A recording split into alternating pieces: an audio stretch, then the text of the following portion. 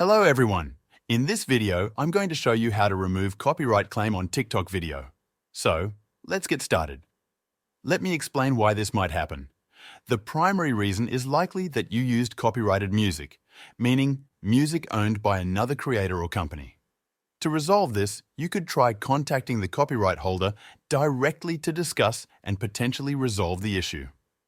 Another option is to edit and re-upload the video without that specific music. Alternatively, a highly effective solution is to use copyright-free or licensed music, which allows you to avoid copyright issues altogether.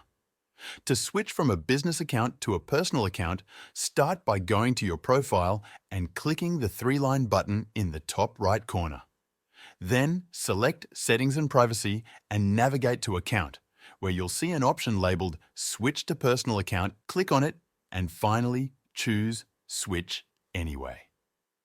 After switching to a personal account, you'll be able to use any music without facing copyright issues. That's all for this video. If this video helped you out, feel free to buy me a coffee using the link in the description. This will support the channel so I can keep making more videos like this.